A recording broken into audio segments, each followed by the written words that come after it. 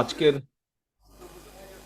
দেশ গড়ার পরিকল্পনা এই অনুষ্ঠানের সম্মানিত সভাপতি, মঞ্চে উপস্থিত সম্মানিত স্থায়ী কমিটির সদস্য জনাব আমির খসরু, উপস্থিত আমাদের জয়েন্ট সেক্রেটারি, কেন্দ্রীয় জয়েন্ট সেক্রেটারি জনাব সোহেল, আলোচক বৃন্দ এবং আমার সামনে উপস্থিত ঢাকা, খুলনা, বরিশাল, ময়মনসিংহ এবং সিলেট বিভাগ থেকে আগত জেলা, উপজেলা, থানা এবং পৌরসভার নেতৃবৃন্দ, সহকর্মীবৃন্দ, উপস্থিত সাংবাদিক ভাইরা, আসসালাম আলাইকুম।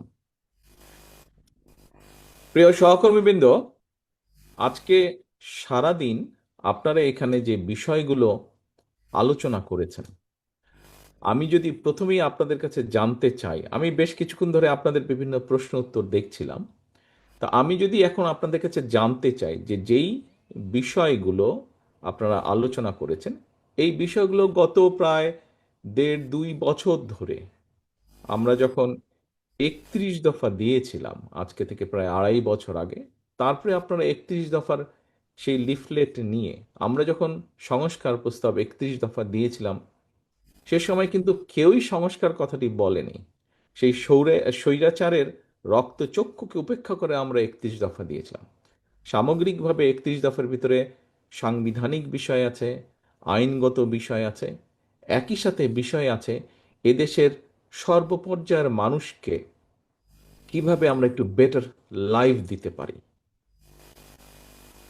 নারীদের উন্নয়নের কথা যেমন আছে, কৃষকদের উন্নয়নের কথা আছে, ছাত্রছাত্রীদের শিক্ষার ব্যবস্থা আছে, তরুণ সমাজের কর্মসংস্থানের ব্যবস্থা আছে,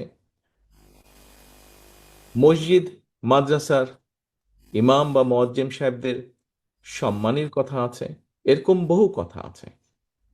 এই যে আজকে এখানে যেই বিষয়গুলো আপনারা প্রায় 7-8 ঘন্টা ধরে আলোচনা করেছেন, সেই 31 দফা থেকে মূল কতগুলো বিষয় যেগুলো সম্পর্কিত সাধারণ মানুষের কাছে, আপনাদের সাথে বহু বছর ধরে আমিও রাজনীতি করেছি, গত কয়েক বছর হয়তো আপনাদের সাথে মাঠে থাকার সুযোগ হয়নি, তার আগে আমার সুযোগ হয়েছে।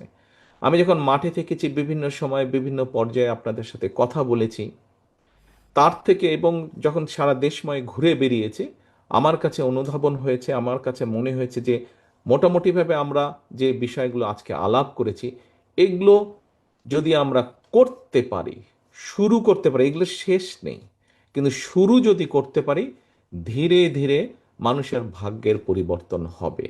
এটা হচ্ছে আমার চিন্তা, এবং সেই জন্য গত প্রায় 2 বছর ধরে আমরা এই কাজগুলো করছি। এখানে অনেকজন আপনারা অনেক পরামর্শ দিয়েছেন।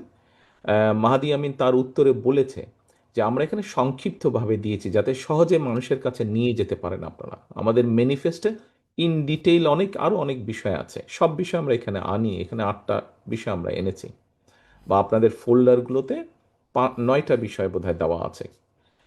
এখন আমার যেটা প্রশ্ন, পিছন থেকে খুব সম্ভব ভোলা থেকে আমাদের এক সহকর্মী বলেছে, আমরা যদি এগুলা মানুষের কাছে নিয়ে যেতে পারি, তো তখন সোহেল একটা কথা বলেছেন, নিয়ে যেতে পারি মানে আপনারা না নিলে নিবেটা কে? তাহলে আপনাদের নিয়ে বসে সারাদিন কি সময় নষ্ট করলাম? নিতে তো আপনাদের কি হবে? এখন কথা হচ্ছে এই বিষয়গুলো যাতে আমরা মানুষের সামনে উপস্থাপন করি, করতে তো অবশ্যই হবে। আপনারা কি মনে করেন মানুষ এবং দেশের ভাগ্যের পরিবর্তন হবে?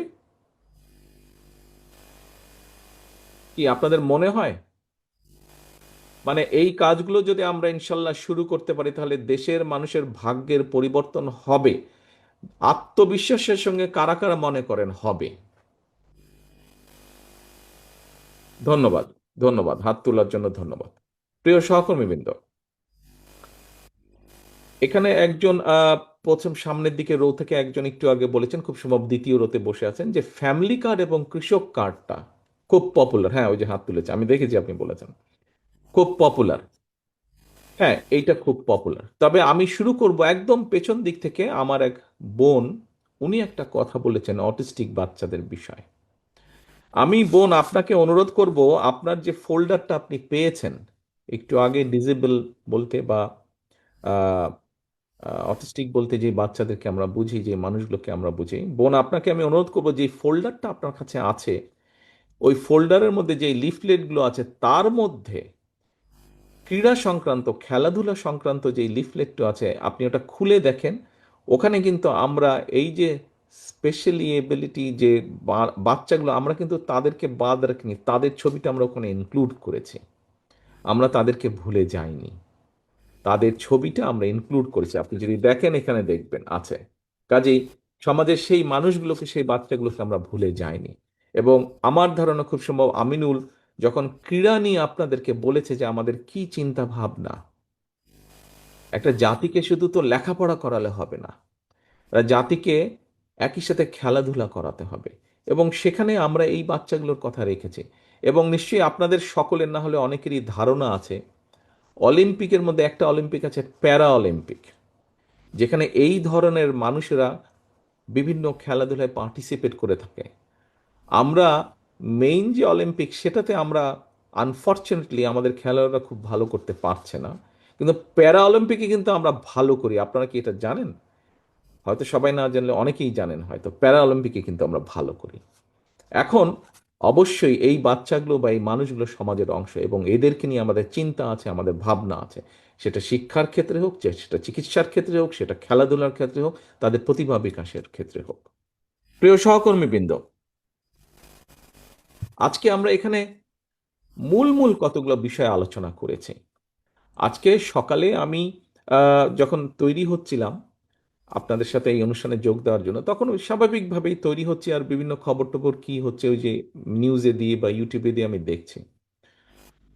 একজন সাংবাদিক তার খবরে বলছে অস্থিরতা চারিদিকে, মানুষ অস্থির হয়ে গেছে। আপনাদের কি তাই মনে হয় চারিদিকে অস্থিরতা? আমি তো অনেক দূরে আছি, আপনারা তো দেশের মধ্যে আছে, চারিদিকে শুধু অস্থিরতা অস্থিরতা, এটা বলছে, ও চিৎকার করছে, ওইদিকে মব ক্রিয়েট করার চেষ্টা করে, কেউ ফায়দা লুটার চেষ্টা করছে। আপনাদের কি মনে হয় একটি অস্থিরতা চারিদিকে, মানুষের মনের মধ্যে অস্থিরতা? আচ্ছা, যদি তাহলে এটা শুধু নিউজের মধ্যে, তাই তো? আচ্ছা, তাহলে আমাদের মানুষের কাছে আমাদেরকে যেতে হবে।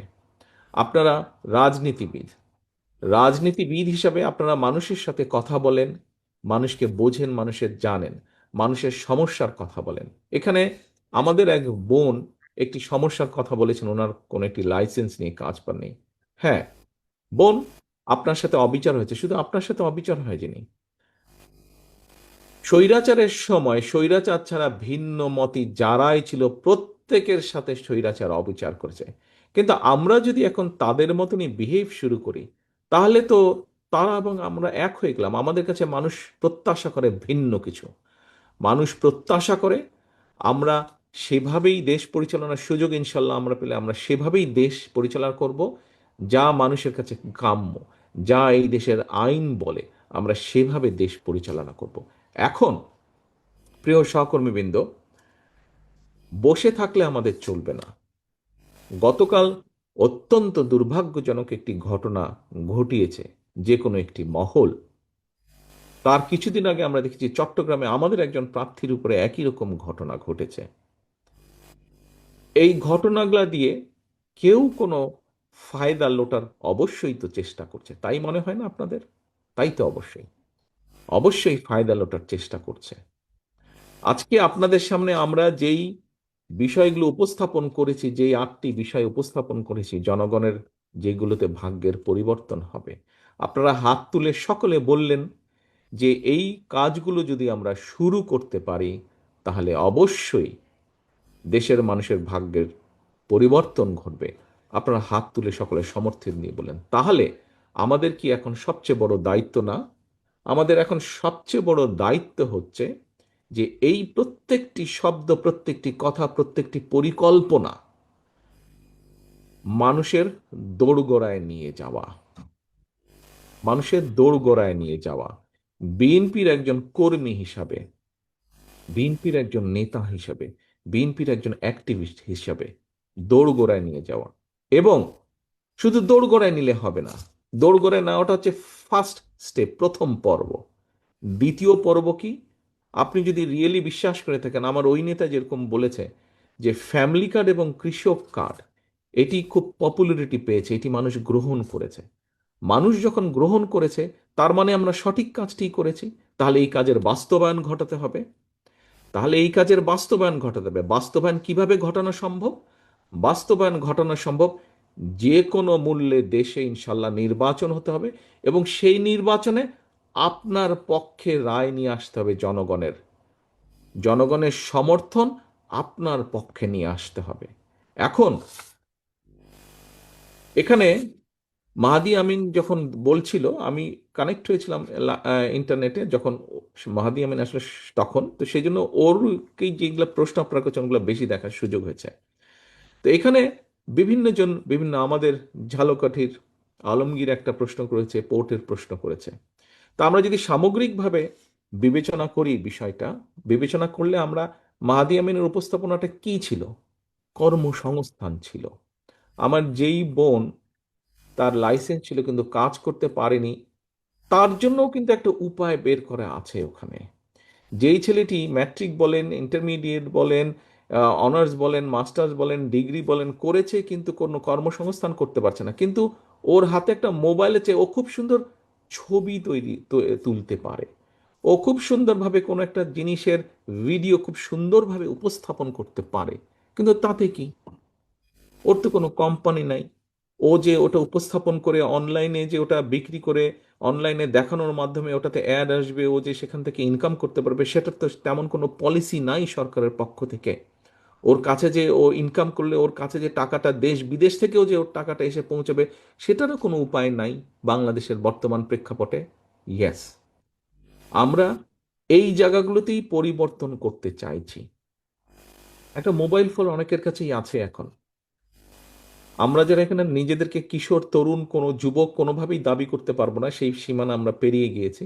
কিন্তু যারা সেই সীমানার মধ্যে আছে, তরুণ আছে, যুবক আছে, এরকম মানুষ যারা আছে, যাদের সেই প্রতিভা আছে, সেই প্রতিভাটাকে কাজে লাগিয়ে তারা যাতে অর্থ সংস্থান, কর্মসংস্থানের ব্যবস্থা করতে পারে, এরকম অনেকগুলো উপায় আমরা বের করেছি। আমি গতকালকে বলেছি, আজকে আবার আপনাদের সামনে, গতকাল যেহেতু আপনারা ছিলেন না, আপনাদের সামনে আজকে আবার তুলে ধরি আমি কয়েকটি ঘটনা। এখানে যদিও এর মধ্যে আলোচনা হয়েছে, আমি যেই বিষয়গুলো বলবো কম বেশি আলোচনা হয়েছে। বাংলাদেশের একটা বড় সমস্যা, এবং আপনারা আজকে যারা এখানে এসেছেন অধিকাংশই কিন্তু আপনারা জেলা বা উপজেলা পর্যায়ে থেকে আপনারা এখানে এসেছেন আজকে, আমাদের নেতৃবৃন্দ আজকে যারা এসেছেন। শহর এলাকার মানুষ, নেতা বা প্রতিনিধি কম আছেন, তাই নয় কি? অধিকাংশ তো জেলা উপজেলা পর্যায়ে। দেখেন, জেলা উপজেলা পর্যায়ে সাধারণত যারা যুবক বয়সী হয়, এই বয়সের তরুণ বলেন, এখন মেয়েদের মধ্যেও আগ্রহ আছে, কি সেটা? বিদেশে কর্মসংস্থান নিয়ে যাবে। একটা নেশা থাকে বিদেশে যাবার, বিদেশে যাবো, চাকরি বাকরি করব, হয় না? তাই তো, আমি তাই জানি, কম বেশি আমার সেরকমই ধারণা আছে। আপনার কি মনে করেন সঠিক বলেছি আমি? কি ভাই, কম বেশি মানে গ্রাম পর্যায়ে, উপজেলা পর্যায়ে বহু ইয়াং ছেলে পেলের মধ্যে এরকম একটা ধারণা আছে বিদেশে যাব। আর যাব বললেই তো আর হয় না। গতকালকে আমি দুটো দেশের উদাহরণ দিয়েছিলাম। এক দিয়েছিলাম জাপানের উদাহরণ, দুই দিয়েছিলাম ইউরোপের একটি দেশ ইটালির উদাহরণ। আরো আছে, এই দুটো উদাহরণ দিয়েছি আমি। যেমন ধরেন জাপানে, জাপানে পপুলেশন আমাদের যেরকম পপুলেশনের মধ্যে ইয়াং পপুলেশনের সংখ্যা বেশি, জাপানে কিন্তু ওটা রিভার্স, অপোজিট। ওখানে যারা বয়স্ক মানুষ তাদের সংখ্যা বেশি, ইয়াং পপুলেশনের সংখ্যা কম, রেশিওতে, পপুলেশন রেশিওতে। তাদের এখন মানুষ প্রয়োজন। জাপান একটা কনজারভেটিভ সোসাইটি। তাদের সব মানুষ যে খুব ইংরেজি বলে বা বলতে পারে তা নয়, তারা তাদের ভাষায়, কারণ জাপান এতটাই উন্নত দেশ, তাদের খুব যে প্রয়োজন সবার অন্য ভাষা শেখার তা না। তার ভাতের অভাব নাই, কর্মসংস্থানের অভাব নাই, কাজে তার দরকার নাই অত। তার দেশের মধ্যেই সেই ব্যবস্থা তারা করেছে।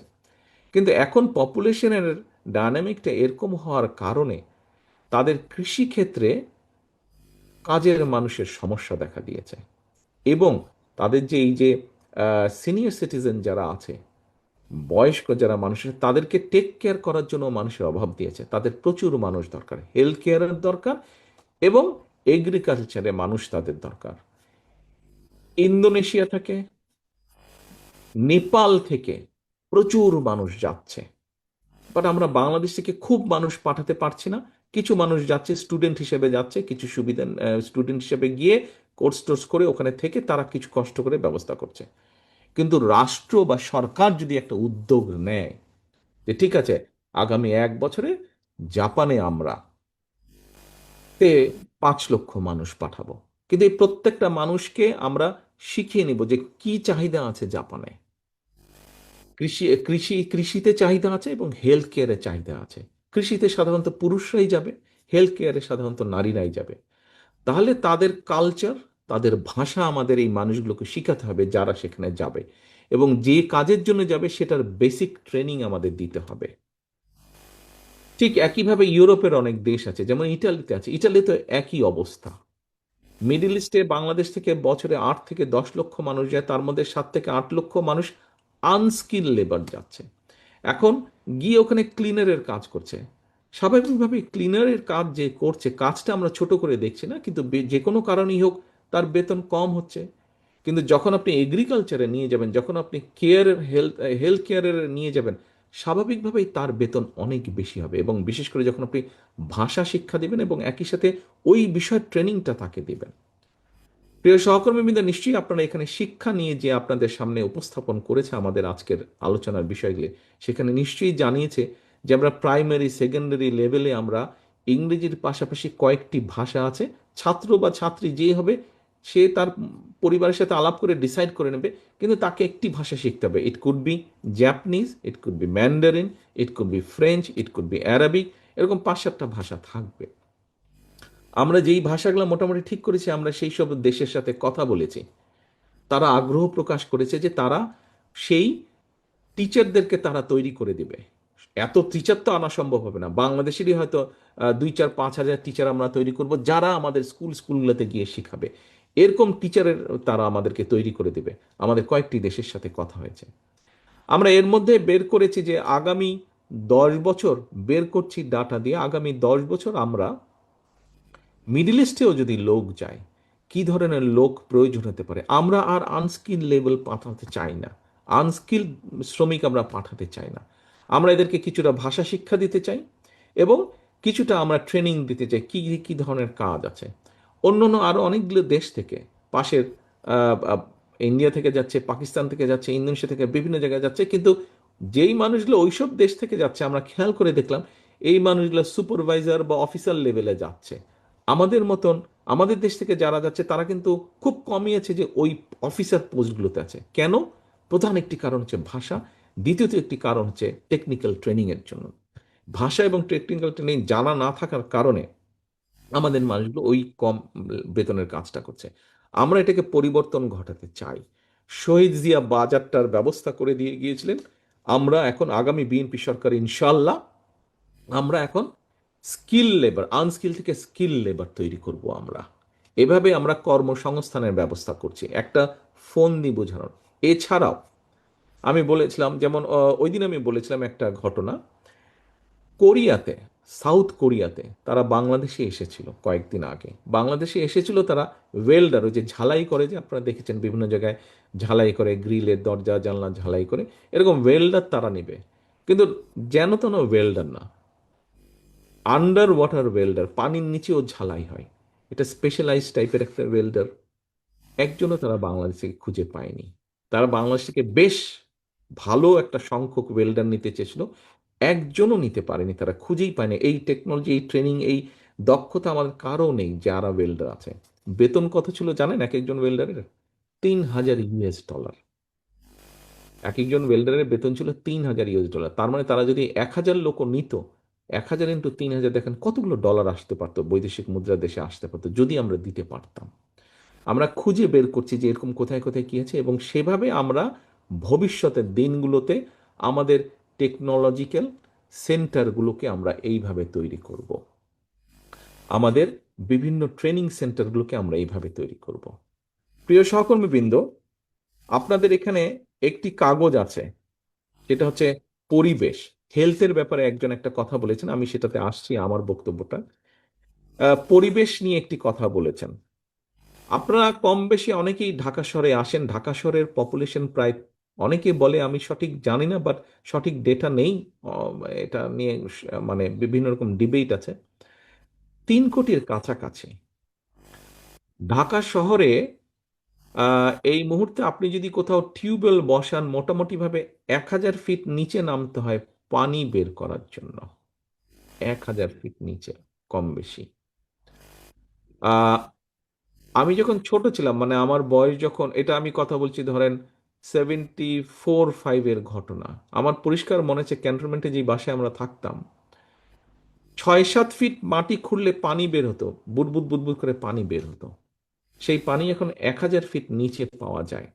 এটা দিয়ে আমি আপনাদেরকে বলতে চাইছি, আমরা এই যে খাল খননের কথা বলেছি, শহীদ জিয়ার সেই বিখ্যাত খাল খনন কর্মসূচি, যা যা কিনা এখনো গ্রামের লক্ষ কোটি মানুষের কাছে খুব পপুলার একটি প্রজেক্ট, পপুলার একটি পরিকল্পনা, এইটি আমরা শুরু করতে চাই। ঢাকা শহরে আমরা যারা, আপনারা যারা থাকেন ঢাকা শহরে, ঢাকা শহরে এখন অনেক সময় অনেক জায়গায় পানি পাওয়া যায় না। ঢাকা শহরের শীতলক্ষ্যা নদী, এই যে এখানে টিপু বসে আছে, নারায়ণগঞ্জ মহানগরীর শীতলক্ষ্যা নদী, তারপরে বুড়িগঙ্গা নদী, বুড়িগঙ্গা নদীর পানি বিন্দু মাত্র ব্যবহার করা যায় না। গতকাল একজন, আমি সন্ধ্যার সময় স্পেশালিস্ট একজনের সাথে কথা বলছিলাম, ওনাদের কাজ এই পানি নিয়ে। আমি জিজ্ঞেস করলাম যে এখানে খসরু সাহেবও আছেন, উনি খুব সম্ভব সেই সময় বোধহয় এখানে পড়ালেখা করতেন, 70-এর দশকে, 70s-এর দিকে। তখন এই যে লন্ডনের বিখ্যাত থেমস নদী, যেটা থেমস নদীর অবস্থাও বুড়িগঙ্গার মতন ছিল, দুর্গন্ধ, পাশ দিয়ে গেলে দুর্গন্ধ লাগতো। তো আমি ওই ভদ্রলোকের সাথে কথা বলছিলাম যে আচ্ছা, এই বুড়িগঙ্গা নদীর যে এই অবস্থা, এটা কি ঠিক করার কোনো উপায় আছে? উনি বলেন যে হ্যাঁ, ঠিক করার উপায় আছে। আমাদেরকে প্রায় 2 মিটারের মতন বুড়িগঙ্গার নিচ থেকে পুরো মাটি সরিয়ে ফেলতে হবে, এবং আরো কিছু বিষয় আছে, সব সুয়েরেজ লাইন। এখানে ডক্টর জিয়া আছেন, উনি হেলথ, ওয়ার্ল্ড হেলথে কাজ করতেন, ওয়ার্ল্ড ব্যাংকে হেলথে কাজ করতেন। ডক্টর পাভেল আছেন, ওনাদেরও একটু বেসিক আইডিয়াটা আছে। তো ওই ভদ্রলোক আমাকে বলছিলেন যে সোয়ারেজ লাইন, যে ঢাকা শহরে কম বেশি সব সোয়ারেজ লাইনগুলো গিয়ে আমাদের নদীগুলোতে পড়ছে। এই মুহূর্তে শীতলক্ষ্যা, মেঘনা থেকে পানি নিয়ে এসে ঢাকা শহরকে প্রোভাইড করা হচ্ছে। প্রতিদিন ঢাকা শহরে পানি কতটুকু লাগে জানেন? প্রায় 3 কোটি লিটার পানি লাগে প্রতিদিন। কিন্তু এইভাবে যদি নদীগুলো পরিবেশ, মানে এইভাবে দূষিত হতে থাকে নদীগুলো, শীতলক্ষ্যা থেকে আগে পানি নিত, এখন শীতলক্ষ্যার পানি নেওয়া কোনোভাবেই সম্ভব না। আন্ডারগ্রাউন্ড ওয়াটার লেভেল নামতে নামতে নামতে নামতে 1000 ফিট নিচে চলে গিয়েছে। পাশে নদী, যেটা ইমিডিয়েট নদী বুড়িগঙ্গা, সম্ভব না। শীতলক্ষ্যা নিচ্ছে, বাট শীতলক্ষ্যার পানিও এখন পলিউটেড হয়ে যাচ্ছে, এখন চলে গেছে মেঘনায়।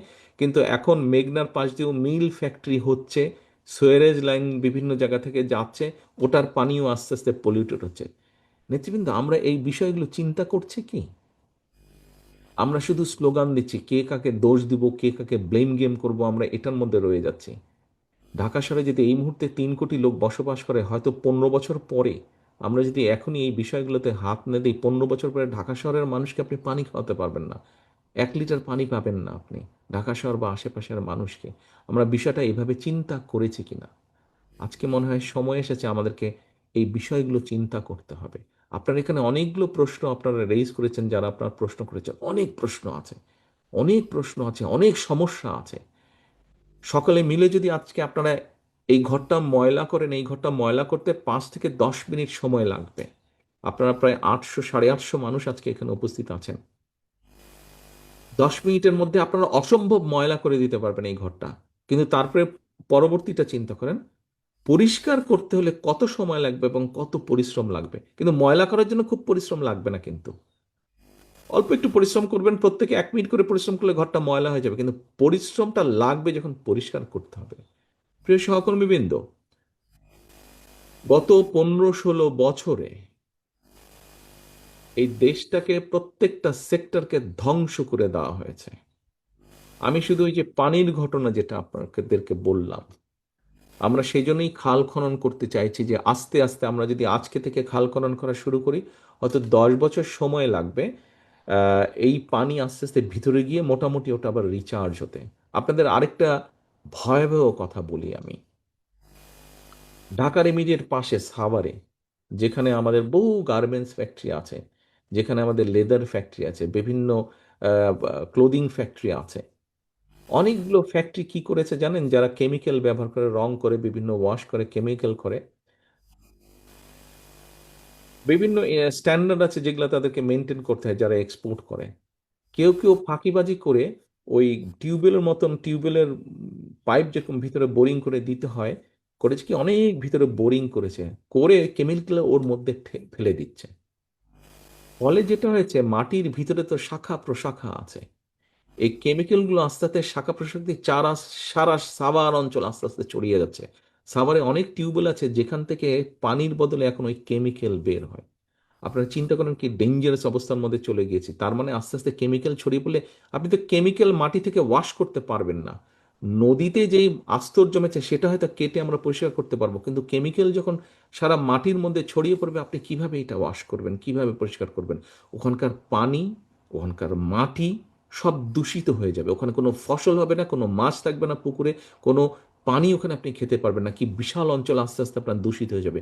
কি একটা ডেঞ্জারাস অবস্থার মধ্যে আমরা ধীরে ধীরে এগোচ্ছি। প্রিয় সহকর্মীবৃন্দ, আমি দৃঢ়ভাবে বিশ্বাস করি, আমার একটা পলিটিক্যাল বক্তব্য একদমই হচ্ছে না আমি জানি, কিন্তু আমি আমার এই সব কিছু ঘাটাঘাটি করতে গিয়ে আমার যেটা কনসার্ন, আমার যেটা রীতিমতন ভয়াবহ একটা অবস্থার কয়েকটি চিত্র আপনাদের সামনে আমি তুলে ধরছি। কেন তুলে ধরছি? এই জন্যই তুলে ধরছি যে এই অবস্থার পরিবর্তন হতে হবে। এই অবস্থার পরিবর্তন করতে পারবে একমাত্র বিএনপি। বিএনপির পক্ষেই করা সম্ভব এই অবস্থার পরিবর্তন। কেন করা সম্ভব?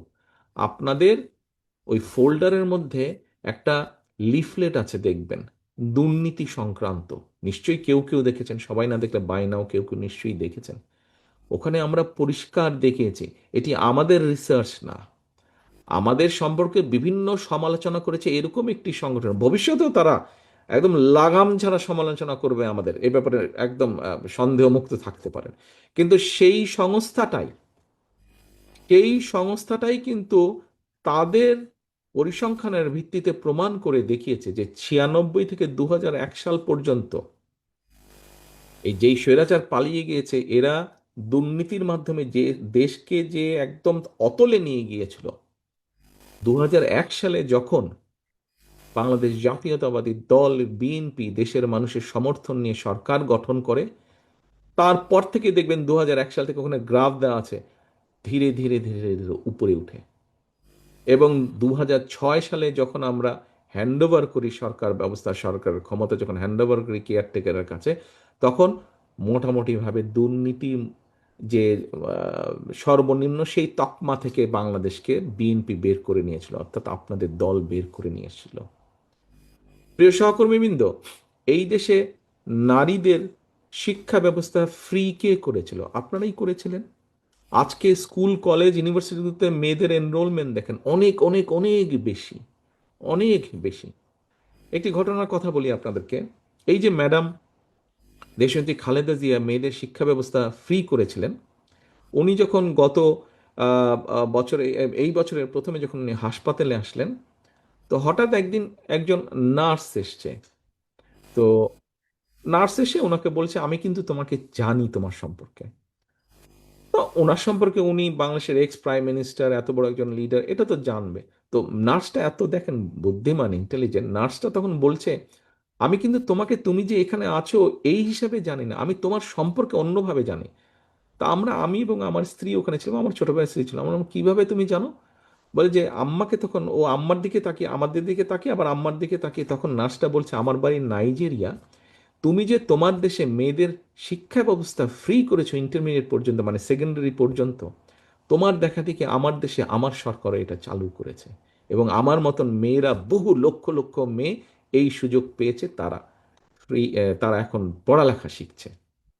স্বাভাবিকভাবেই আমরা যারা দেশনেত্রী খালেদা জিয়ার সন্তান ছিলাম ওখানে, স্বাভাবিকভাবে আমাদের তো গর্ববোধ হবে।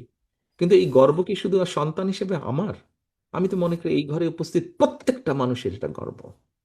প্রত্যেকটা মানুষের, আপনাদের প্রত্যেকটা, আপনারা যারা ওনার ভাইয়ের বয়সী, আপনারা যারা ওনার সন্তানের বয়সী, আপনারা শুধু এই ঘরের বাইরে, ভিতরে যারা আছেন তা না, সমগ্র বাংলাদেশে ওনার যত সহকর্মী, যত দলের কর্মী ছড়িয়ে ছিটেছে, প্রত্যেকের এটা গর্বের বিষয়। ওই নার্সদের কথাটা, প্রিয় সহকর্মী, কিন্তু আজকে আবার সে যে ফিরে যাই দ্বিতীয় রোতে বসা আমার সেই সহকর্মীর কথা, যে ফার্মার্স কার্ড আর ফ্যামিলি কার্ড খুব পপুলারিটি পেয়েছে, মানুষ এটা চাইছে। হ্যাঁ, দেখেছি, আপনার হাত দেখেছি আমি। এখন নেপোলিয়ন বলেছিল, আমাকে শিক্ষিত মা দাও, আমি শিক্ষিত জাতি দিব। প্রিয় সহকর্মী, দেশনেত্রী খালেদা জিয়া শিক্ষিত মা তৈরির প্রক্রিয়া শুরু করে গিয়েছেন। আজকে আসুন, আমরা আগামী বিএনপি সরকার, এটা তো চলছে, আমরা ইনশাল্লাহ আগামী বিএনপি সরকার শিক্ষিত মাদেরকে স্বাবলম্বী, অর্থনৈতিকভাবে স্বাবলম্বী মা গড়ে তোলার প্রক্রিয়া শুরু করি, যা আমরা করতে চাই ফ্যামিলি কার্ডের মাধ্যমে, যা আমরা করতে চাই ফ্যামিলি কার্ডের মাধ্যমে। একটি কথা আলোচনা করতে গেলে প্রায় একটি কথা আসে, তরুণ সমাজের বিষয়ে একটি কথা আসে যে ড্রাগের প্রবলেম, তারা সারাদিন ঘরে বসে থাকছে, ফেসবুক করছে। ভাই, বাচ্চাগুলা বা ইয়াং মানুষগুলা করবে কি? আমরা কি তাদেরকে সুযোগ করে দিতে পেরেছি, স্কোপ তৈরি করে দিতে পেরেছি? তাদের খেলাধুলার ব্যবস্থা করে দিতে পেরেছি আমরা, বা করছি কি? তা খেলার মাঠ তৈরি করতে পেরেছি কি, বা করছি কি? বিএনপি সেই পরিকল্পনায় নিতে চায়। আমরা চাই একটা বাচ্চা স্কুলে গেলে শুধু যে পড়বে, স্কুল বলেন, কলেজ বলেন, ইউনিভার্সিটি গেলে শুধু যে পড়বে তা না, পড়ার পাশাপাশি সে ডিবেট করবে, পড়ার পাশাপাশি যার ভালো লাগে সে আর্ট প্র্যাকটিস করবে, পড়ার পাশাপাশি যার হারমোনিয়াম বাজাতে ভালো লাগে সে হারমোনিয়াম বাজানো শিখবে, যার গিটার বাজাতে সে ইচ্ছা করে সে গিটার বাজানো শিখবে, যার খেলতে ইচ্ছা করে কোনো একটি পার্টিকুলার স্পোর্ট যার ভালো লাগে সে সেই স্পোর্টে সে অংশগ্রহণ করবে। তার তো যে এনার্জিটা আছে, ইয়াং বয়সে যে এনার্জিটা আছে, তাকে যদি এনার্জিটা আমরা সঠিকভাবে ব্যবহারের উপায় বের করে দিতে না পারি, তাহলে তো সেটা সে অন্যভাবে ব্যবহার করবেই, খারাপ দিকে তো সে যাবেই। আপনার এবং আমাদের সকলের দায়িত্ব হচ্ছে তাদেরকে আগামী দিনের যেই ভবিষ্যৎ, তাদেরকে ভালো পথটি দেখানো। সোশ্যাল মিডিয়া থেকে, হ্যাঁ থাকবে সোশ্যাল মিডিয়া, বলছি না বের হতে হবে, সোশ্যাল মিডিয়া থেকে বের করে নিয়ে এসে খেলার মাঠে নিয়ে যাওয়া। সোশ্যাল মিডিয়ায় যদি 1 ঘন্টা থাকে, খেলার মাঠে অন্তত 2 ঘন্টা সে থাকবে। সোশ্যাল মিডিয়ায় যদি 45 মিনিট থাকে, তাহলে 1 ঘন্টা অন্তত ডিবেট করবে, 1 ঘন্টা অন্তত আর্ট করবে, 1 ঘন্টা অন্তত কালচারে থাকবে। শুধু পড়ালেখা দিয়ে একটি জাতি গড়ে উঠতে পারে না। আর্ট এবং কালচার যদি একটি জাতির না থাকে, সেই জাতির ভেতরে যদি না থাকে, তাহলে সেই জাতি গড়ে উঠতে পারে না। সহকর্মীবৃন্দ, স্বাস্থ্য, অনেকেই আপনারা বলতে পারেন যে স্বাস্থ্য ব্যবস্থা, আমাদের রাজনীতিবিদরা আমরা খুব পলিটিক্যাল স্লোগান দিয়ে দিই, হ্যাঁ আমরা ক্ষমতায় আসলে সবাই স্বাস্থ্য পাবে, সবাই ফ্রি পাবে, সবার স্বাস্থ্য ব্যবস্থা সব একদম নিশ্চিত হবে, সবকে আমরা এই করে দিব, ওই করে দিব। ব্যাপারটা কি খুব সহজ? আপনাদের কাছে কি মনে হয় ব্যাপারটা খুব সহজ? ব্যাপারটা কিন্তু মোটেও সহজ না। বাংলাদেশে কম বেশি এই মুহূর্তে জনসংখ্যা কোনোভাবে 20 কোটির কম না। এই যে ইউকে যুক্তরাজ্য, এই দেশের জনসংখ্যা হচ্ছে 7 কোটি। এই দেশে কোনো ব্যক্তি যদি বৈধভাবে বসবাস করে, তাহলে সেই ব্যক্তির সব রকম স্বাস্থ্যর যা প্রয়োজনীয় সরকার বা রাষ্ট্র বহন করে। সেটি কারো বাইপাস হোক, কারো স্টেন্টিং হোক, কারো কিডনি ডায়ালিসিস হোক, কারো কিডনি পরিবর্তন হোক, কারো ক্যান্সার হোক, সব সরকার বহন করবে। কিন্তু এই দেশের সরকারও হিমশিম খাচ্ছে, হিমশিম খাচ্ছে, কিন্তু রীতিমতন পার্লামেন্টে ডিবেট হচ্ছে, কথাবার্তা হচ্ছে, হিমশিম খাচ্ছে, ম্যানেজ করতে পারছে না তার।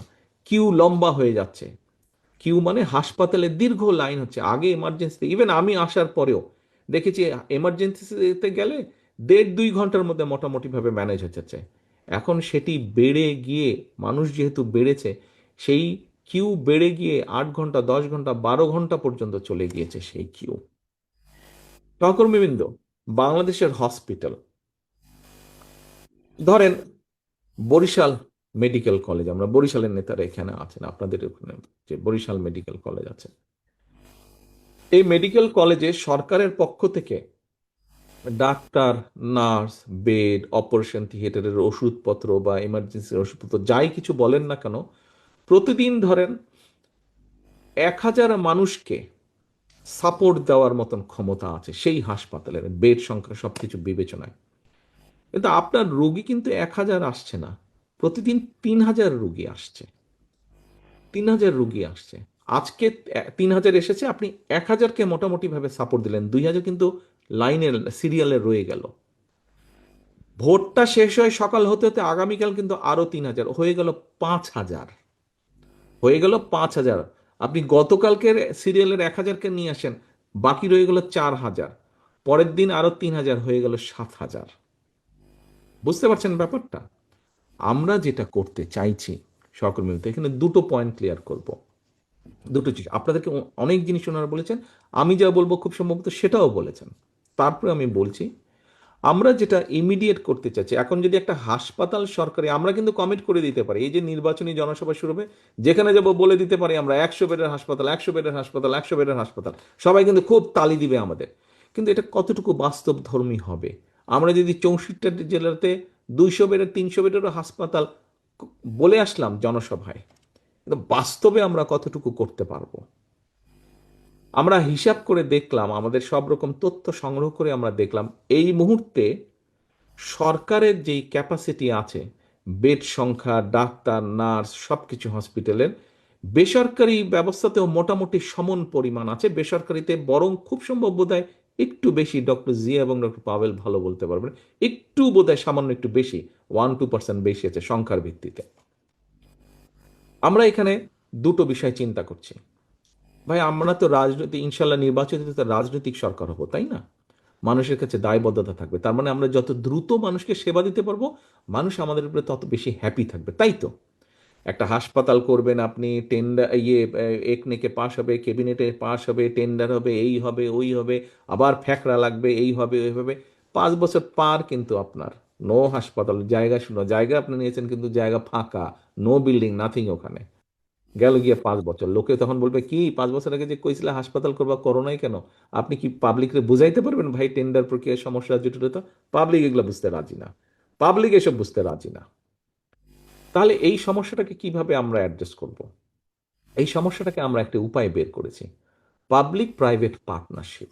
ধরেন, উদাহরণ হিসেবে বলছি, ঢাকার যে পিজি হাসপাতাল, এই পিজি হাসপাতালে ক্যান্সারের যে কিমো দেয়, মেশিনে আছে একটা কিমো দেয় যে ক্যান্সারের চিকিৎসা করে, এই কিমো মাসে 100 জন মানুষকে কিমো দিতে পারে। পিজি হাসপাতালে যে মেশিনটা আছে, ওখানে লাইন হচ্ছে 200 জনের। এখন এই 100 জন শেষে হতে হতে 101 জন আস্তে আস্তে ও বেচারা তো আরো অসুস্থ হয়ে যাবে। ঠিক একইভাবে ধরেন, ঢাকায় অনেক হসপিটাল আছে, তো এই মুহূর্তে নাম মনে নেই আমার। ঢাকার প্রাইভেট হসপিটালের মধ্যে মনে পড়লে একটাই নাম প্রথমে মনে আসে, এভার কেয়ার। ম্যাডাম যেহেতু আছেন, স্বাভাবিকভাবে ওই নামটা সবচেয়ে প্রথমে আমার মাথায় আসে। ধরেন আমরা এভার কেয়ারকে নিলাম। এভার কেয়ার তো প্রাইভেট হসপিটাল, অনেক দামি হসপিটাল, তারও একটা মেশিন আছে ওখানে, সেটারও 100 জন ক্যাপাসিটি। কিন্তু যেহেতু দামি হসপিটাল, সবাই তো, একজন রিক্সা চালক, একজন সিএনজি চালক, একজন মুদির দোকানদার, অথবা একজন গৃহকর্মী, বা একজন ক্ষুদ্র ব্যবসায়ী, একজন ছোটখাটো লয়ার, একজন ছোটখাটো ডাক্তার, বা যেই একজন প্রাইমারি স্কুলের শিক্ষক, যেই যা ধরেন না কেন, এরকম তাদের পক্ষে তো হয়তো বা সম্ভব না। আর যদি সম্ভব হয়, সহায় সম্পত্তি সব বেচে একদম ফতুর হয়ে যাবে বেচারা এই মানুষগুলো, যদি এভার কেয়ারে চিকিৎসা করতে হয়। আমরা যেটা করতে চাইছি, ওই যে পিজি হাসপাতালে যে এই যেই 100 জনকে ট্রিটমেন্ট দিল দিল, তারপরে মূল মূল কয়েকটি, যেমন ধরেন ক্যান্সার, যেমন ধরেন কিডনি ডায়ালিসিস, যেমন ধরেন কার্ডিয়াক প্রবলেম, কিডনি রিপ্লেসমেন্ট বা কিডনির এই বিষয়গুলো, এই ধরনের সিরিয়াস, যে সর্দি কাশি না, পেট খারাপ না, ডায়রিয়া ম্যালেরিয়া এইগুলো না, কিন্তু ওই ধরনের সিরিয়াস যেগুলো বিষয়, এই বিষয়গুলো আমরা ওই প্রাইভেট যেগুলো হসপিটাল, যাদের ক্যাপাসিটি আছে, স্ট্যান্ডার্ড মেনটেন করতে পারবে, আমরা স্ট্যান্ডার্ড বেঁধে দেবো, তাদের সাথে আমরা একটা কন্ট্রাক্ট করব, যে ভাই, আমিও জানি আমার খরচ কত, সরকারি খরচ কত, তোমার খরচও আমি জানি। তোমার খরচ প্রত্যেক পেশেন্টকে দেওয়ার জন্য 30,000 টাকা লাগে, কিমো দেওয়ার জন্য, ক্যান্সার পেশেন্ট যদি যায়, আমি তোমাকে কিমোর খরচটা দিব। ঠিক আছে, কেবিন খরচ তুমি তার কাছ থেকে, তাকে যদি ওয়ার্ডে রাখো তুমি এর বেশি নিতে পারবা না, তুমি তাকে কেবিনে রাখবা না, তুমি তাকে ওয়ার্ডে রাখো, তুমি এর বেশি নিতে পারবা না, মিনিমাম এতটুকু তোমাকে, ম্যাক্সিমাম তুমি এত চার্জ করতে পারবা। এরকম একটা কন্ট্রাক্ট তাদের সাথে আমরা করব। তাহলে যেটা সুবিধা হতে পারে, সব কিছু আমাদেরকে পরিসংখ্যান থেকে আমরা সব কিছু যা বলে, যে তখন আমরা রোগীগুলাকে বিভিন্ন জায়গায় ভাগ করে দিতে পারবো। আমাদের সবচেয়ে বড় সুবিধা যেটা হবে, রোগীগুলোকে আমরা সাথে সাথে দ্রুততার সাথে ট্রিটমেন্ট দিতে পারবো আমরা। হ্যাঁ, এখানে কিছু ঘাপলা হবেই, কেউ কেউ কিছু ঘাপলা করতে পারে, কিন্তু ঘাপলা হবে সেটাকে আমরা ঠিক করবে। যারা 2 নম্বরই করবে আমরা চেক অ্যান্ড ব্যালেন্স করব, যারা 2 নম্বরই করবে তাদেরকে আমরা শাস্তির ব্যবস্থা করব। কিন্তু তাই বলে মানুষকে তো চিকিৎসা থেকে বঞ্চিত করতে পারি না। মানুষের দাবি হচ্ছে যে কত দ্রুত তুমি আমাকে চিকিৎসা দিতে পারবা, মানুষ তো সরকারের কাছে এটাই চাইবে, তাই নয় কি? মানুষ সরকারের কাছে চাইবে, তোমার এবারে আমি ভোট দিয়েছি, তুমি যত দ্রুত পারো আমার চিকিৎসার ব্যবস্থা করতে হবে। মানুষ তো এটা চাইবে, মানুষকে তো শুনবে নাকি টেন্ডার কেন হলো না, কি হলো না? কাজে আমরা যদি এই জিনিসটা চালু করতে পারি 3 থেকে 6 মাসের মধ্যে আমরা এই মানুষগুলোকে চিকিৎসা সুবিধা দিতে পারবো। এবার আসুন আরেকটি বলি, মেইন দুটো পলিসির মধ্যে এবার আসুন আরেকটি বলি। আমরা দেশে 1 লক্ষ স্বাস্থ্য কর্মী নিয়োগ করতে চাই। এখানে খুব সম্ভব একজন বোধহয় বলছিলেন যে গ্রামের মানুষ হোক, মফস্বলের মানুষ হোক, কারো ব্লাড প্রেশার এই সেই এটা সেটা বিভিন্ন সময় ভুগে বেচারা জানতেই পারে না। আমরা হেলথ কেয়ারার অ্যাপয়েন্ট করব। শহীদ জিয়ার সময় পল্লী চিকিৎসক একটা ভেরি পপুলার একটা মানুষ ছিল, এক গ্রুপ নাম্বার অফ পিপল ছিল। আমরা এরকম হেলথ কেয়ারার করব, এদেরকে আমরা ট্রেনিং দিব, মোটামুটিভাবে ট্রেনিং দেবে। এরা গ্রামে ঘরে ঘরে ঘরে ঘরে প্রত্যেকটা মানুষের কাছে যাবে, প্রত্যেকটা মানুষের কাছে তারা গিয়ে মা বোনদের কাছে যাবে, তাদেরকে বলবে ভাই এই জিনিস আপনি খেন না, তাহলে হার্টের প্রবলেম কম হবে, এই জিনিস খেন না ডায়াবেটিস কম হবে, এই জিনিস খেন না কিডনির প্রবলেম কম হবে। এরকমভাবে তাদেরকে বুঝাবে এবং ছোটোখাটো অসুখ যেটা ঘরে বসে সেরে দেওয়া যায় সেই চিকিৎসা ব্যবস্থা আমরা তাদেরকে শিখাবো, সেই ওষুধপত্র পর্যন্ত আমরা তাদেরকে দিব। লক্ষ্যটাকে উদ্দেশ্যটা কি? ওই যে একটু আগে বলেছিলাম যে হাসপাতালে প্রতিদিন 1,000 ক্যাপাসিটি, কিন্তু লাইন পড়ছে 3,000, সিরিয়াল হচ্ছে 3,000। আপনি যদি এই 3,000-এর সিরিয়ালকে কমিয়ে কমিয়ে কমিয়ে কমিয়ে আস্তে আস্তে নিয়ে আসতে পারেন, ওই 1,000-এ নিয়ে যেতে পারেন, তাহলে হবে কি, তাহলে আপনি হসপিটালকে রাষ্ট্র যেই বা সরকার যেই সাপোর্টটা দিচ্ছে, ওখানে যেই ডাক্তার থাকবে নার্স থাকবে, তারাও এই মানুষগুলোকে বেটার চিকিৎসা দিতে পারবে। এই মানুষগুলো যাদের আসলেই প্রয়োজন হসপিটালে যাবার, আসলেই প্রয়োজন হসপিটালে চিকিৎসা পাবার, তখন তারা চিকিৎসা পাবে। এবং এর মধ্যে তো আমরা private partner, public partner, private partnership যেটা করছি, সেটার মাধ্যমে তো আমরা ছড়িয়েও দিচ্ছি জিনিসটাকে, ব্যালেন্স করে নিয়ে আসছি আমরা জিনিসটাকে। এই গেল আমাদের স্বাস্থ্যের লক্ষ্য। কর্মসংস্থানের ব্যবস্থা আপনাদের সামনে তুলে ধরেছি, পরিবেশের ব্যবস্থা আপনাদের সামনে তুলে ধরেছি। ফ্যামিলি কার্ড আর কৃষক কার্ড যেহেতু পপুলার, আমার ধারণা আপনারা নিজেরাই প্রশ্ন করে অনেক কিছু জেনে নিয়েছেন। ফ্যামিলি কার্ডের লক্ষ্য কি? ফ্যামিলি কার্ডের লক্ষ্য খালেদা জিয়া শুরু করেছিলেন শিক্ষিত মা তৈরির। আমরা আগামী বিএনপি সরকার ইনশাল্লাহ চাই স্বাবলম্বী, অর্থনৈতিকভাবে স্বাবলম্বী মা, যারা শিক্ষিত হয়েছে, শিক্ষিত অশিক্ষিত অল্প শিক্ষিত সব মাকে আমরা স্বাবলম্বী করে গড়ে তুলতে চাই। কৃষক কার্ড, এখানে প্রায় প্রত্যেক অনেকেই আছেন যারা আপনারা কৃষির সাথে জড়িত, এখানে 10টা সুবিধা দিতে চাই আমরা এই কৃষি কার্ডের মাধ্যমে। আমরা যতই বলি জিনিসের দাম কমাতে হবে, আমরা যতই বলি এই করতে হবে ওই করতে হবে কৃষিতে, কিন্তু কৃষককে যদি মিনিমাম সাপোর্টটা আমরা দিতে না পারি, সেটা এইখানে ডিলারের কথা আপনি বলেছেন, একজন সহকর্মী ডিলারের কথা বলেছেন, হ্যাঁ ওগুলো আছে, কিন্তু এখন স্বৈরাচার মানে তাদের লোককে দিয়ে গেছে। আপনি যদি এখন বলেন যে ওদেরকে বাদ দিয়ে সব আমাদের ছেলে পেলে দিতে হবে, ভাই এটাও তো ন্যায্য কথা হলো না, এটাও কিন্তু ন্যায্য হলো না, এটাও ন্যায্য হলো না। আপনাকে দিতে হবে যোগ্য লোকের হাতে। এটা তো রাজনৈতিক বাঁটা বন্টন হতে পারে না। এটা যাদেরকে দিলে, যাদের ওই কাজের অভিজ্ঞতা আছে, ওই ডিলারশিপের অভিজ্ঞতা যাদের আছে, যারা ঠিকভাবে কাজটা করতে পারে, ওরকম সেট আপ আছে, আমাদেরকে সত্যিকারভাবে দিতে হবে। আমার দলের বহু নেতাকর্মী আছে, বহু ছেলে আছে যারা পড়ালেখা কমপ্লিট করতে পারেনি, ব্যবসা বাণিজ্য ধ্বংস হয়ে গেছে, স্বৈরাচার সবকিছু, তারা সহ দেশের আর যুব সমাজের জন্য কিন্তু আমরা কর্মসংস্থানের ব্যবস্থা করেছি। অনেকগুলো ব্যবস্থা আছে, আপনারা যদি কাজে দেখেন, এইভাবে ট্রেন করে করে করছি। কাজে আমাদেরকে, মানুষ আমাদের কাছে ভিন্ন কিছু প্রত্যাশা করে, যে যেটা ন্যায় সেটা প্রত্যাশা করে, একদিনে সম্ভব না।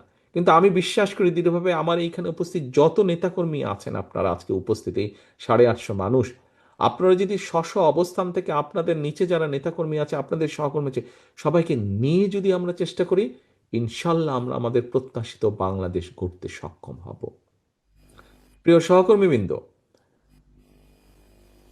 রাজনীতি আমার চেয়ে আপনারা যে কম বুঝেন তা না, ক্ষেত্র বিশেষে আপনাদের অনেকের অভিজ্ঞতা আমার থেকে বেশি, অভিজ্ঞতা বেশি, জ্ঞান বেশি। আমাদের বেশি অভিজ্ঞতা থাকুক বা কম থাকুক, এতটুকু নিশ্চয়ই আমরা সকলে বুঝেছি, যে কথাটি আমি 100 বছর আগে বলেছিলাম, যে নির্বাচন অত সহজ হবে না, ষড়যন্ত্র কিন্তু থেমে নেই। আপনারা গুলশান অফিসে অনেকেই এসেছিলেন যখন আমরা আমাদের আহ, যারা মোটামুটিভাবে প্রত্যাশিত প্রার্থী ছিলেন এরকম আমরা যাদেরকে ডেকেছিলাম, সেখানে আমি একটা কথা বলেছিলাম, ষড়যন্ত্র কিন্তু থেমে নেই। গত কয়েকদিনের ঘটনা, গতকালকের ঘটনা, চট্টগ্রামে আমাদের প্রার্থীর উপরে গুলিবর্ষণের ঘটনা, এই সব কিছু নিয়ে কিন্তু প্রমাণিত হচ্ছে যে যা আমি বলছিলাম তা কিন্তু সত্য হচ্ছে আস্তে আস্তে। কাজে আমরা যদি নিজেদের মধ্যে মতপার্থক্য কমিয়ে নিয়ে না আসি, আমরা যদি নিজেরা ঐক্যবদ্ধ না হই, সহকর্মীবৃন্দ, এই দেশ ধ্বংস হয়ে যাবে। কেন ধ্বংস হয়ে যাবে বলছি? প্রতিবার আপনারা খেয়াল করে দেখেন, আপনি বিএনপি বলেন না, facts and figure and history যা বলে, প্রত্যেকবার এই দেশ ধ্বংসের দ্বার প্রান্তে গিয়েছে। প্রত্যেকবার আপনারা, কখনো শহীদ জিয়ার নেতৃত্বে, কখনো দেশনেত্রী খালেদা জিয়ার নেতৃত্বে, বিএনপি আস্তে আস্তে সেই খাদের কিনারা থেকে দেশকে আবার বের করে নিয়ে এসেছে। সহকর্মীবৃন্দ, কেউ মানুক না মানুক, কারো ভালো লাগুক না লাগুক, কিচ্ছু যায় আসে না। আমরা জানি সকল সময় যখনই দেশ সংকটে পড়েছে এবং জনগণ বিএনপির কাঁধে দায়িত্ব দিয়েছে, বিএনপি সর্বোচ্চ দিয়ে চেষ্টা করেছে জনগণের সেই প্রত্যাশা পূরণের জন্য। আজকে আমাদের গত 7 দিন ব্যাপী যেই আলোচনা সভা ছিল, দেশ গড়ার পরিকল্পনা, আপনাদের সামনে স্টেজে লেখা দেশ গড়ার পরিকল্পনা, এই পরিকল্পনাকে আমরা তখনই বাস্তবায়িত করতে পারব, দেশকে ধ্বংসের কিনারা থেকে আমরা তখনই বের করে নিয়ে আসতে পারবো, যেই ষড়যন্ত্রগুলো চলছে, বিভিন্ন সূত্র খবর বলছে এই ষড়যন্ত্র এখনই থেমে থাকবে না, এটা আরো খারাপ রূপ হতে পারে। কিন্তু আমাদের ভয় পেলে চলবে না, আমাদেরকে আতঙ্কগ্রস্ত হলে চলবে না, আমাদেরকে মানুষকে সাহস দিতে হবে, আমাদেরকে নিজেদেরকে ঐক্যবদ্ধ হতে হবে, আমাদেরকে মানুষকে, দেশের সাধারণ মানুষ, গণতান্ত্রিক আমি মানুষকে আমাদের ঐক্যবদ্ধ করতে হবে। আমরা যত ঐক্যবদ্ধ হব, আমরা যত সামনে এগিয়ে আসব, আমরা যত পরিস্থিতি তৈরি করব, যে কোনো মূল্যে নির্বাচন হতে হবে, এই পরিস্থিতি যত আমরা তৈরি করব, ষড়যন্ত্রকারীরা তত পিছু হটতে বাধ্য হবে এবং তাদেরকে তাদেরকে পিছু হটানোর ক্ষমতা এবং শক্তি একমাত্র আপনাদের আছে। আপনারা যারা বিএনপি করেন, আপনারা যারা শহীদ জিয়ার রাজনীতি করেন, দেশনেত্রী খালেদা জিয়ার রাজনীতি করেন, একমাত্র সেই শক্তি, সেই যোগ্যতা, সেই ক্ষমতা আপনাদের আছে। প্রিয় সহকর্মীবৃন্দ, এখন আমাদের সময় এসেছে আমি কি পেলাম তা না, সময় এসেছে আমি দেশ এবং জাতির জন্য কতটুকু করতে পারলাম, কতটুকু করতে পারলাম দেশ এবং জাতির জন্য। আজকে আপনি যদি দেশ এবং জাতির জন্য কিছু করেন, করতে পারেন, আগামী দিনে আপনার সন্তান, আপনার নাতিপুতি, এরা ভালো থাকবে, আপনার ভবিষ্যৎ বংশধর ভালো থাকবে। প্রিয় সহকর্মীরা, আজ সময় এসেছে নিজে কি পেলাম সেটা ভুলে যাবার, কি দিতে পারলাম, কি দিচ্ছি, কি দিব দেশ এবং জাতিকে। যদি দিতে পারি তাহলেই ইনশাল্লাহ আমরা কিছু পাবো, সম্মান পাবো, মর্যাদা পাবো, শান্তি পাবো। আসুন আমাদের আজকের লক্ষ্য হোক আমাদের এই পরিকল্পনাগুলোর বাস্তবায়ন কাজ শুরু করা, আমাদের আজকের লক্ষ্য হোক দেশে শান্তি, শৃঙ্খলা এবং আইনের শাসনকে প্রতিষ্ঠিত করা। প্রিয় সহকর্মীবৃন্দ, রাজনৈতিক সহকর্মী হিসাবে আপনাদের কাছে আমি এটাই প্রত্যাশা করি যে আমাদের পরিকল্পনা যা আপনারা সারাদিন মিলে, নান্নু একটু আমার সাথে কথাটা শোনেন, ঝালকাঠির নান্নু 2 মিনিট পরে নিজে কথা বলেন, আমি শেষ করে দেবো এখনই। আজকে আমাদের পরিকল্পনা হওয়া উচিত, আমাদের সকলের প্রতিজ্ঞা হওয়া উচিত যে কাগজগুলো আপনাদের কাছে আমরা তুলে দিলাম, প্রথমেই আপনারা হাত তুলে বলেছেন, স্বীকার করেছেন, আমি ধরে নিতে চাই, বিশ্বাস করতে চাই, শুধু হাত তোলার জন্য আপনারা হাত তোলেনি, আপনারা বিশ্বাস করেন বলেই আপনাদের বিশ্বাস থেকে আপনারা হাত তুলেছেন যে এই কাজগুলো যদি আমরা শুরু করতে পারি, আমরা ধীরে ধীরে দেশের এবং দেশের মানুষের ভাগ্যের পরিবর্তন করতে পারবো। তাহলে এইগুলোর নিয়ে যেতে হবে জনগণের কাছে, এই কাজগুলোর সাথে, এই পরিকল্পনার সাথে জনগণকে সম্পৃক্ত করতে হবে, জনগণ যাতে বুঝতে পারে ইয়েস, বিএনপিরই পরিকল্পনা আছে। সহকর্মীবৃন্দ, আপনারা তো প্রত্যেকে পলিটিশিয়ান, প্রত্যেকে আপনারা রাজনীতিবিদ এই ঘরে উপস্থিত। আপনাদেরকে আমি 5 সেকেন্ড থেকে 10 সেকেন্ড সময় দিলাম, আপনারা একটু চিন্তা করে বলেন তো, এই মুহূর্তে বিএনপি ছাড়া মাঠে যত রাজনৈতিক দল আছে আর কে দেশ পরিচালনার বা দেশ গঠনের পরিকল্পনা দিয়েছে? আর কোন দল দিয়েছে?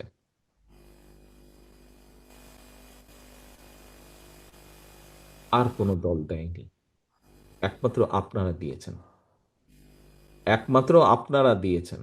কাজে আপনার কাছে পরিকল্পনা আছে আপনি কিভাবে নারীদেরকে স্বাবলম্বী হতে চেষ্টা করবেন।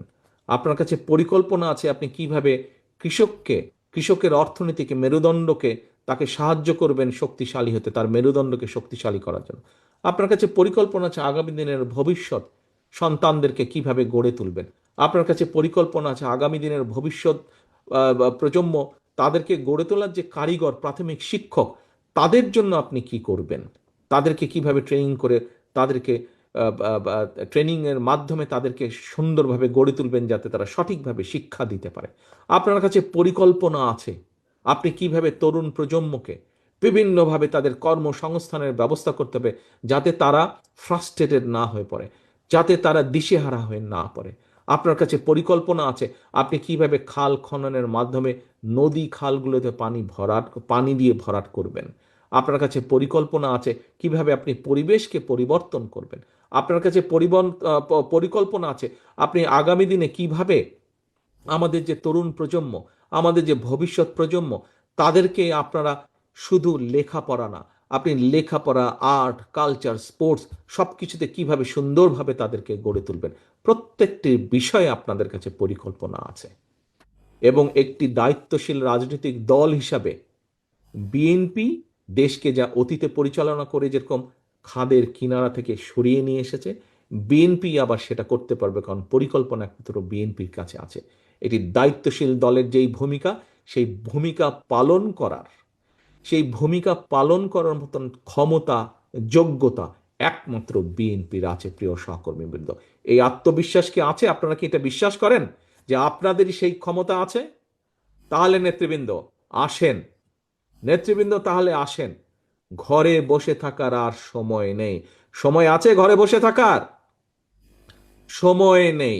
আপনাকে নিয়ে যেতে হবে, আপনাকে চলে যেতে হবে।